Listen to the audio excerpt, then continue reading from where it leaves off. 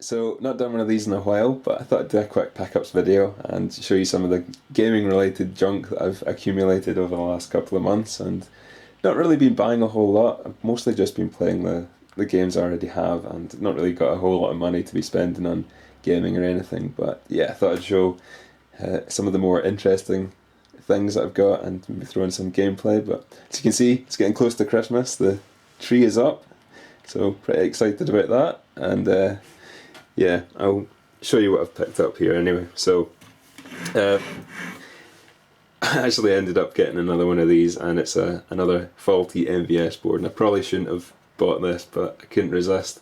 It was really cheap, and it was on eBay. I think I paid, what was it, £10 for this, and £10 postage, so like 20 all in. But it is faulty. It shouldn't be too difficult to fix, and I say that and I've got another two faulty boards sitting in the cupboard from last time that I'm still working on. I haven't forgotten about them, but this shouldn't be too difficult to fix. It's got a RAM error. I think it's a colour RAM or the palette RAM error, and I'll maybe throw up some screenshots. I took some photos of the code it's thrown out. I kind of narrowed it down, I think, to these two RAM chips on the motherboard here. RAM number 8 and 7. You just see them there. And unfortunately, those chips are different to every other chip that's on the board, and they're also different to the other boards that I have in my cupboard. I was kind of hoping that it would just be a case of using my parts board and whipping the RAM off them and sticking it on here and it would work again, but unfortunately they're slightly different. So if anyone's got any of these kicking about or any spare, let me know. Drop me a PM and I'll maybe try and work at a deal or something. But yeah, this is one of the later boards. I think it's the, I don't know if we can make that out in there.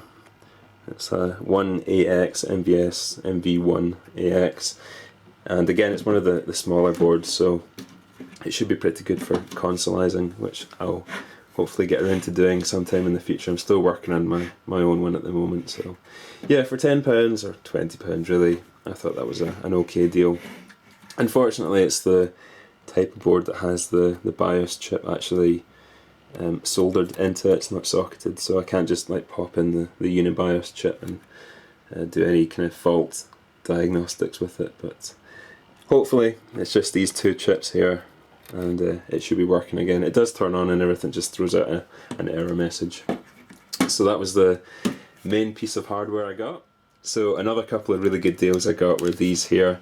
I got another two Game Boy Advances, or Game Boy Advance SPs, and these are backlit models, and yeah, I scored a really good deal on eBay for these. This one wasn't backlit when I got it, I'll get to that in a moment, but I got these two here for £20 or £22 including the postage. It was a seller had it up for a buy it now, and I just went for it straight away because I recognised this one was one of the, I think these are called graphite GBAs. It's got the black buttons, it's got the backlit screen. It's the US version, I think it was only released over there. As you can see there, AGS 101 USA. So really nice condition, apart from a bit of a scuff on the top there.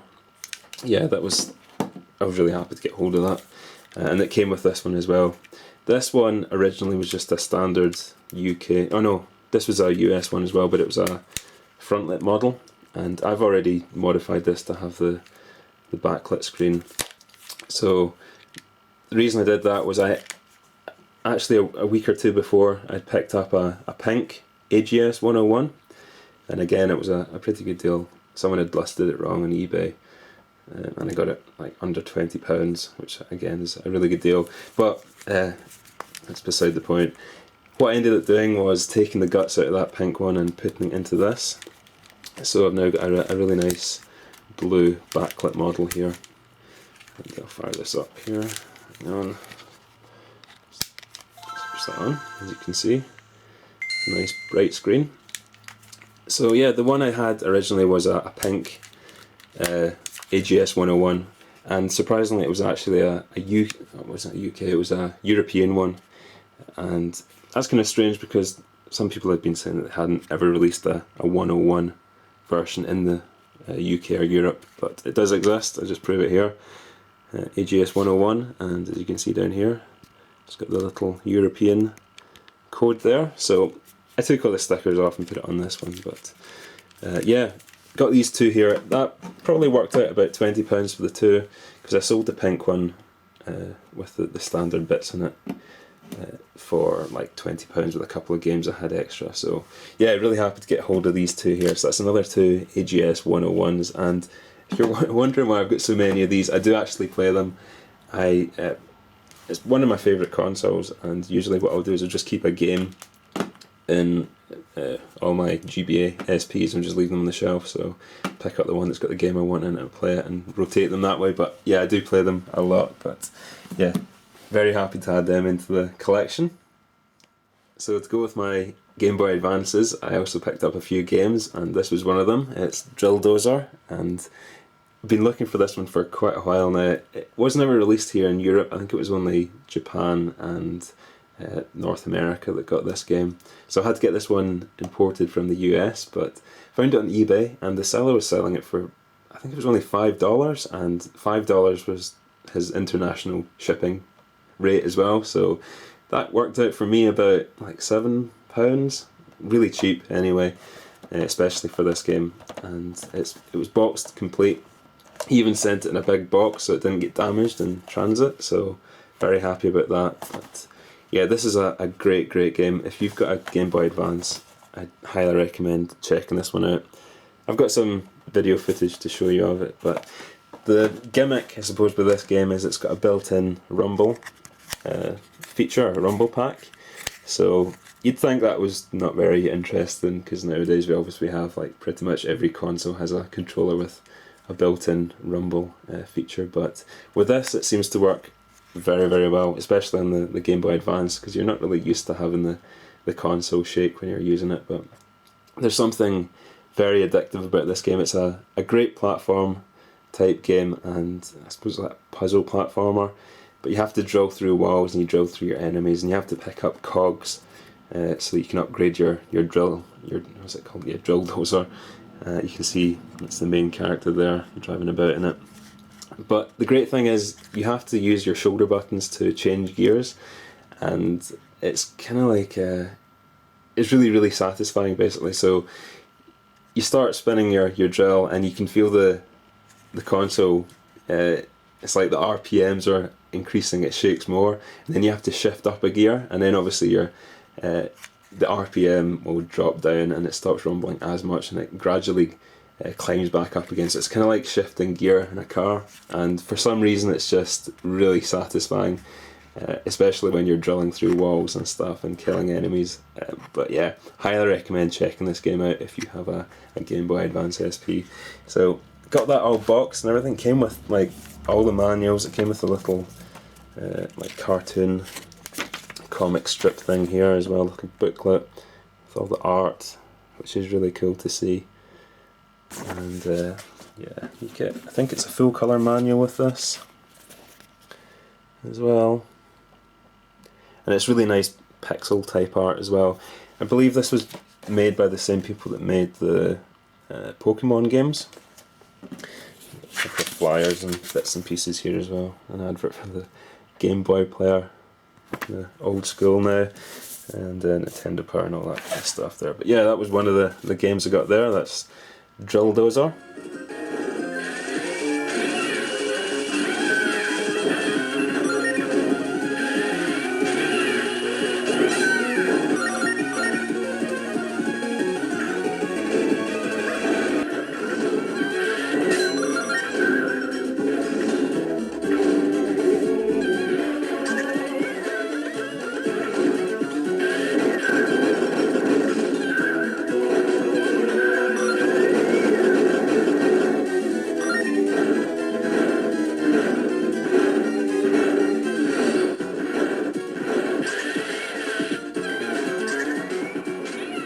So another game I got was this, and it's Chirac Evolution, and I didn't even know this existed until quite recently, but it's basically like a run and gun style, I suppose Contra type Metal Slug game, but it's very good. And again, another game I'd highly recommend picking up if you've got a Game Boy Advance. It's quite difficult, but it's like an old school Contra style game where you need to keep playing through the levels and memorise where all the enemies come from, and it is really difficult, but it's got that level of difficulty where you just keep wanting to come back and play more and beat it basically. It's kind of frustrating, but you in a good way. So yeah, highly recommend checking this out. It looks great, it plays great as well. But yeah, that was Chirac Evolution.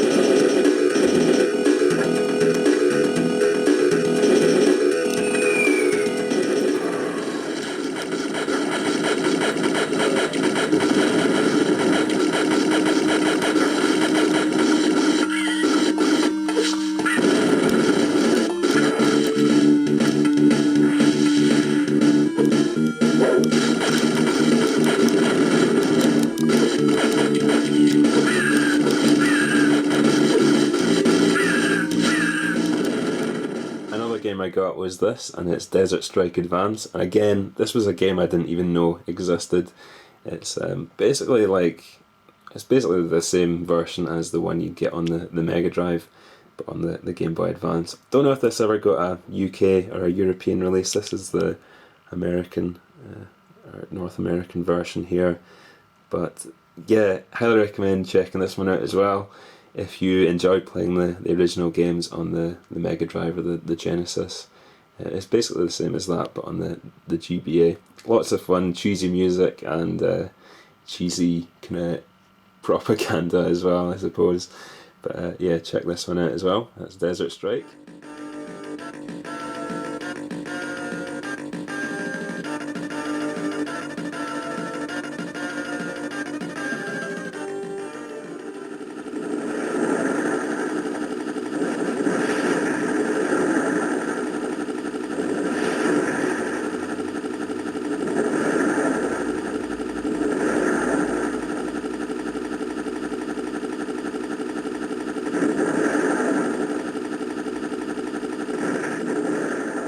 One I've got here is Bruce Lee, Return of the Legend. And this is like a platform brawler.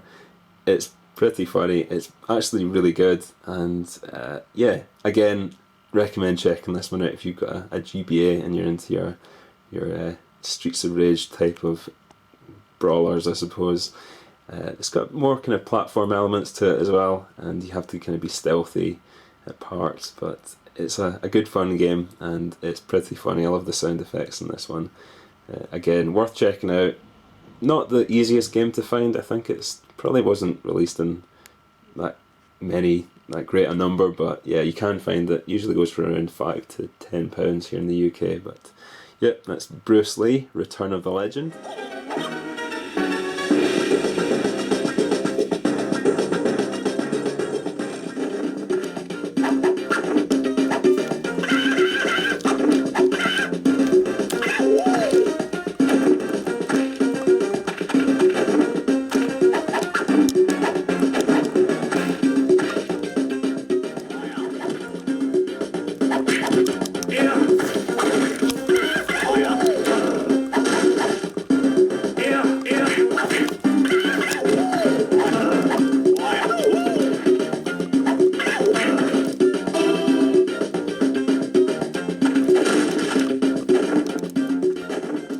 Another kind of interesting or strange thing I picked up were these, and these are Mirror's Edge comic books for the game. There were apparently 6 in the series. I've got 3 of them here, and not really a big comic book fan. I've never really been into collecting them or reading them really, but I was looking online for the Mirror's Edge art book quite recently, and I saw these, and they were on at like 70p, and no one had bid on them, so I thought, well, I'll just put in a first bid, and if I win them, that's cool. If not, no big deal. But yeah, ended up winning them for 70p. There was like £2 postage on top of them, but I mean that works out under £1 each, and I'm quite happy with that. I'm a huge fan of the Mirror's Edge game, and I really like the artwork or the art style they used in it. And I was kind of hoping that the comics would be kind of similar to that. You can see in the front cover of this one, you've got quite cool looking artwork there. You've got like Faith climbing up the side of a building there, and yeah. Unfortunately, the comics are a bit crap, really. As I say, I'm not really big into comic books, so I can't really tell the quality of what I'm looking at or what to expect, really. But the art in these is a bit crap. I think it's a bit basic, and doesn't really coincide with the quality of the art in the game. It seems to basically just follow the storyline of the game itself, and there's like pretty much Twilight adverts and stuff. There's adverts in pretty much all the pages here, so it's more just like an advert, I suppose. But there's 6 in the series. I've got 3 of them here. I've got number 1, 3 and 4. I probably won't pick up the rest of them. As I say, the art it's obviously been done by different people for each of the covers here. This one looked pretty cool.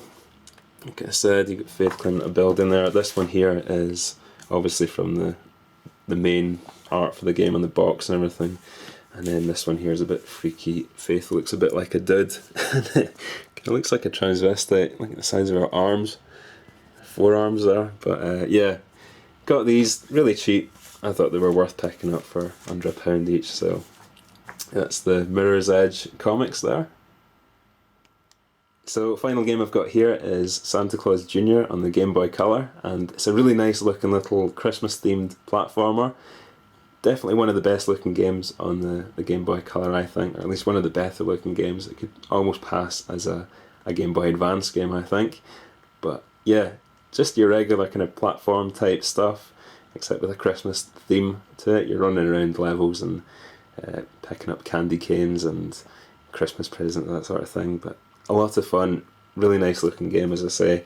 It did get a sequel on the Advance, and it's this one here, Santa Claus Jr. I've had this one for a while now, but again, this is a really nice looking little game. I think it was only released in the UK and Germany, possibly. I think it was like a budget title, but you wouldn't know it to actually play the game. It looks great and plays great as well. So yeah, that was Santa Claus Jr. on the Game Boy Color.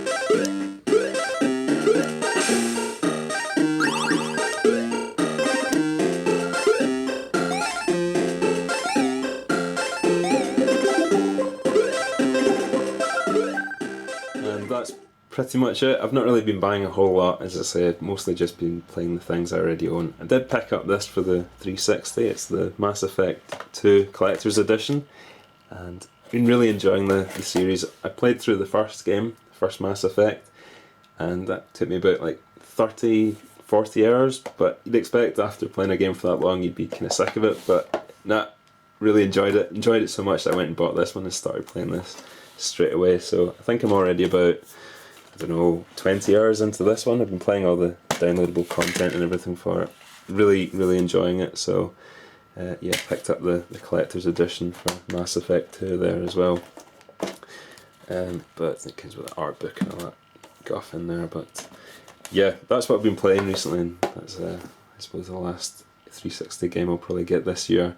But just thought I'd do it's obviously a quick video, but it's probably going to be quite long now, but thought I'd do a pickups video and show you a couple of the bits and pieces I've been picking up here, some of the strange things, bits and pieces.